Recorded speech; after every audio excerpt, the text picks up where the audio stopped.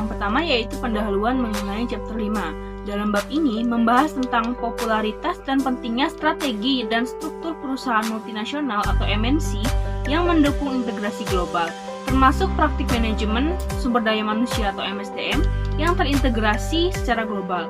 Bab ini juga membahas batasan-batasan dari integrasi global dan kemampuan menyebar praktik MSDM ke dalam konteks nasional yang berbeda, serta peran politik internal di dalam MNC.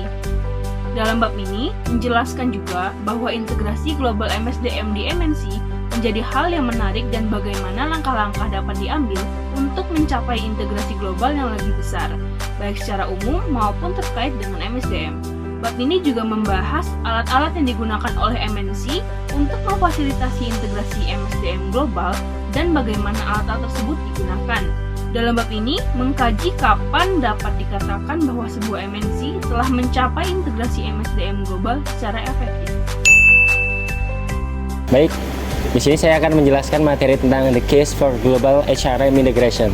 Sebelum memulai diskusi tentang integrasi global di perusahaan multinasional, pertama-tama perlu untuk mendefinisikan apa yang dimaksud dengan integrasi global, terutama karena hal ini terdiri dari dua istilah yang cukup abstrak. Pada intinya, integrasi global dapat dikatakan sebagai pencapaian setidaknya satu dari tiga tujuan utama. Yang pertama yaitu ada pengendalian anak perusahaan asing, yang kedua yaitu transfer praktik-praktik ke anak perusahaan tersebut, dan yang ketiga itu adaptasi yang tepat dari kegiatan-kegiatan yang membutuhkan pemahaman tentang praktik-praktik induk dan kondisi lokal. Yang selanjutnya itu dalam hal pengendalian anak perusahaan, literatur manajemen internasional menggambarkan integrasi terdiri dari tiga dimensi formal. Yang pertama itu berbasis kontrol dan dimensi yang lebih informal, tidak langsung, dan berbasis koordinasi. Pengendalian telah didefinisikan sebagai setiap proses di mana seseorang, kelompok, atau organisasi menentukan atau dengan sengaja mempengaruhi apa yang akan dilakukan oleh orang, kelompok, atau organisasi lain. Pernyataan ini menurut Baliga dan Jagger tahun 1984. Selanjutnya yaitu pengalihan praktik-praktik khusus perusahaan, misalnya pada HRM, yaitu untuk mencapai konsistensi dan keselarasan di antara anak perusahaan asing, dan juga untuk menjawab kebutuhan untuk mengintegrasikan pengetahuan dan praktik-praktik yang tersebar, yang dikatakan sebagai dasar penting bagi keunggulan kompetitif perusahaan. Pernyataan ini yaitu menurut Grant tahun 1996. Baik, yang ketiga yaitu melakukan adaptasi yang tepat terhadap kegiatan-kegiatan dan membuat perbedaan bahwa integrasi global tidak menyiratkan standarisasi total. Meskipun kita mungkin mengharapkan adanya standarisasi yang tinggi terhadap prosedur-prosedur operasional yang utama. Argumen dikelompokkan menjadi tiga kategori pendorong integrasi global. Yang pertama, pendorong lingkungan, pendorong strategis, dan pendorong struktural. Terdapat hubungan timbal balik yang kuat di antara kategori-kategori ini. Beberapa pendorong integrasi global akan terkait dengan pendorong di kategori lainnya. Klasifikasi ini membantu kita dalam mengetahui sumber pendorongnya, baik yang berada di dalam ataupun yang di luar, dan memberi kita gambaran yang lebih jelas tentang arah yang mungkin diambil oleh berbagai pendorong integrasi global yang berbeda dalam saling memperkuat isi seiring berjalan waktunya. Selanjutnya ada environmental drivers. Jadi terlepas dari kebaruan dan keterbatasan globalisasi, ada banyak fitur globalisasi yang membuat integrasi global menjadi lebih layak, lebih diinginkan, dan bahkan lebih diperlukan. Di antaranya adalah semakin berkurangnya arti penting batas-batas negara, integrasi supranasional, pembongkaran hambatan perdagangan dan investasi, serta deregulasi pasar yang menjangkau luas. Selain itu, munculnya pelanggan global, perkembangan pesat dalam kemampuan dan penyebaran teknologi baru berbasis informasi dan web, dan keterbukaan negara-negara berkembang besar seperti negara-negara BRIC, seperti Brazil, Rusia, India, dan China semuanya telah berkontribusi pada intensifikasi persaingan, sehingga dapat dikatakan bahwa semua itu juga telah meningkatkan daya tarik integrasi global bagi perusahaan-perusahaan multinasional. Materi selanjutnya, strategic drivers. Faktor lingkungan mendorong integrasi global mempengaruhi strategi dan struktur internal perusahaan multinasional atau MNC.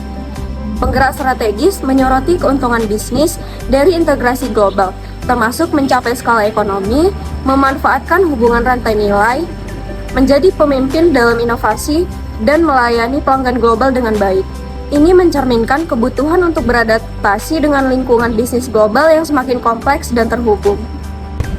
Integrasi global memungkinkan perusahaan multinasional untuk melakukan branding global secara efektif, memanfaatkan kapabilitas yang ada, dan menjamin mutu kelas dunia. Ini melibatkan kontrol terpusat atas proses inti, memungkinkan respon cepat terhadap perubahan pasar, dan mendukung perluasan operasi global melalui penempatan sumber daya yang efisien. Outsourcing juga menjadi faktor penting. Namun untuk berhasil, aktivitas yang dialihdayakan perlu terintegrasi secara global, terutama dalam hal manajemen sumber daya manusia. Structural drivers atau pengemudi struktural yang memengaruhi integrasi global dalam perusahaan multinasional MNC mencakup karakteristik seperti negara asal, struktur manajemen, dan mode pendirian anak perusahaan asing. MNC dari negara yang ekonominya berhasil cenderung mentransfer praktik sukses ke anak perusahaan asing. Struktur manajemen, apakah multi domestik atau global, juga memainkan peran penting di mana struktur global mendorong integrasi, mode pendirian, baik melalui akuisisi atau situs hijau, memengaruhi kemudahan penerapan praktik. Selain itu, sejauh mana dan sifat integrasi operasi anak perusahaan diklasifikasikan sebagai faktor khusus industri memengaruhi integrasi global. Dua bentuk utama adalah produksi direplikasi dan juga produksi tersegmentasi. Masing-masing dengan implikasi yang berbeda. Tantangan koordinasi muncul dalam produksi tersegmentasi, di mana berbagai fungsi terjadi di berbagai negara, pengemudi lingkungan, strategis, dan struktural secara bersama-sama dapat memengaruhi integrasi global. Dengan pelaku organisasi memainkan peran kunci dalam membentuk hasil. Pada bagian ini kita telah menjelajahi beberapa faktor pendorong integritas CRM global, termasuk orientasi efisiensi, penciptaan proses bisnis inti, kehadiran global yang cepat, pertukaran informasi, dan kemitraan.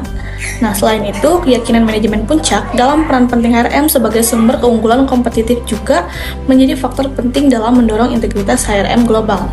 Nah, penggunaan kerangka kerja yang menekankan pada keadilan internal juga memainkan peran kunci dalam mengkoordinasikan kebijakan dan praktik sumber daya manusia global. Dari perspektif evolusi, integrasi sumber daya manusia global diperlukan untuk mendukung strategi perusahaan dan menyesuaikan diri dengan aktivitas bisnis yang semakin global. Pendekatan yang semakin terintegrasi ini juga terkait dengan peningkatan fokus pada penempatan pengetahuan dan pembelajaran organisasi dalam jaringan internal MNC, serta tekanan untuk mengatasi agenda keberlanjutan. Selain itu juga dampak teknologi seperti CRM elektronik telah memfasilitasi transformasi peran fungsi sumber daya manusia dengan mengurangi biaya transaksi, memungkinkan substitusi kemampuan fisik dengan aset digital, dan memungkinkan transformasi model bisnis sumber daya manusia. Meskipun masih belum jelas faktor pendorong mana yang memiliki dampak paling besar dalam mendorong agenda integrasi CRM global, penting untuk mempertimbangkan bagaimana perusahaan multinasional dapat mencapai integrasi CRM global secara efektif. Baik, saya akan menjelaskan materi terkait dengan Tools of Global HRM Integration.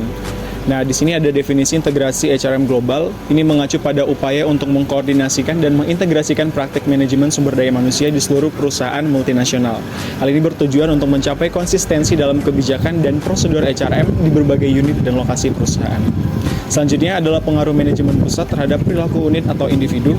Berkaitan dengan peran penting, manajemen di kantor pusat memiliki peran penting dalam mempengaruhi perilaku unit atau individu di seluruh organisasi. Selanjutnya berkaitan dengan mekanisme integrasi dalam konteks multinational company. Pendekatan kontrolnya di sini multinational company menggunakan kontrol birokratis dan personal. Kemudian bentuk integrasi yang digunakan yakni integrasi budaya dan normatif.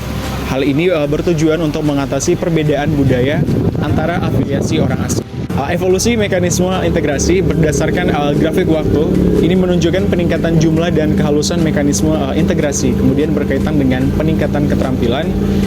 Di sini perusahaan multinational company semakin mahir dalam mengimplementasikan mekanisme yang memanfaatkan konteks organisasi, sosialisasi, dan bahkan integrasi emosional. Jenis alat integrasi global. Klasifikasi mekanisme integrasi yang berbasis kontrol atau perilaku dan dua cara mengendalikannya, yaitu langsung dan tidak langsung. Hastings dan Short menyajikan 4 tipe utama mekanisme pengendalian perusahaan berdasarkan kombinasi apakah mekanisme tersebut langsung, tidak langsung, personal atau impersonal.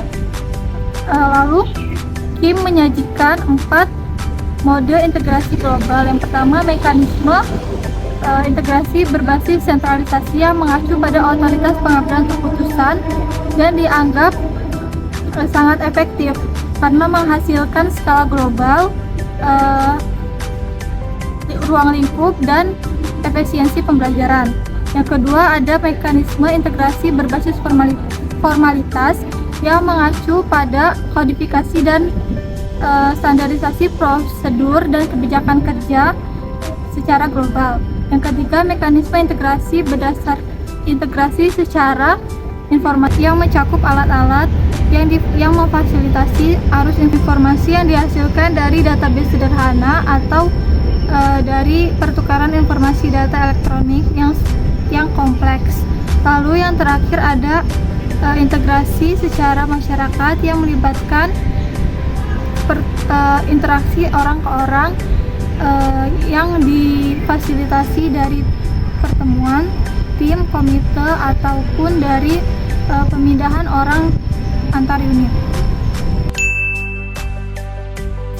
Baik, selanjutnya saya akan menjelaskan materi terkait Pattern of HRM Integration atau pola integrasi sumber daya manusia.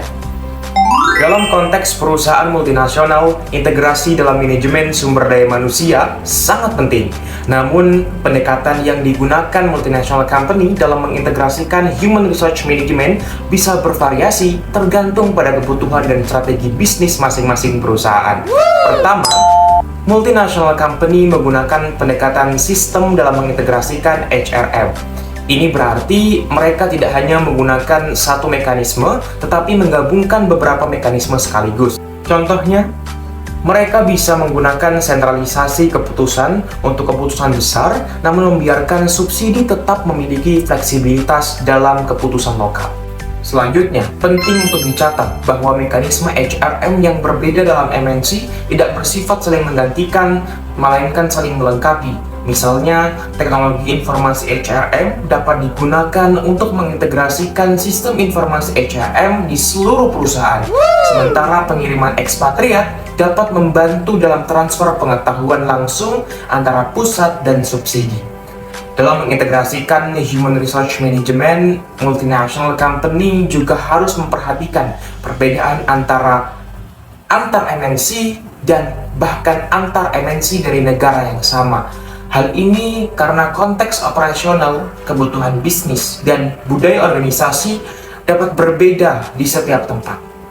Beberapa mekanisme integrasi HRM yang penting termasuk teknologi elektronik human resource management yang integratif, peran ekspatriat dalam transfer pengetahuan dan praktik human resource management, dan pengaruh dari departemen dan manajer HR di subsidi. Kemampuan departemen dan manajer HR di subsidi untuk beradaptasi dengan praktik HRM yang diberlakukan dari pusat merupakan faktor penting dalam kesuksesan integrasi human resource management.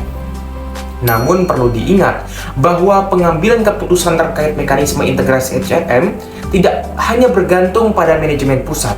Proses ini juga melibatkan negosiasi politis antar manajemen pusat dan juga manajemen subsidi. Setiap multinational company dapat memiliki preferensi yang berbeda dalam menggunakan mekanisme tertentu, tergantung pada strategi bisnis, kondisi pasar, dan kebutuhan operasional mereka. Dengan mempertimbangkan semua aspek ini, multinational company dapat mengembangkan strategi integrasi HRM yang kokoh dan adaptif, menggabungkan berbagai mekanisme dengan cerdas untuk mencapai efisiensi, koordinasi, dan konsistensi yang diperlukan dalam operasi global mereka.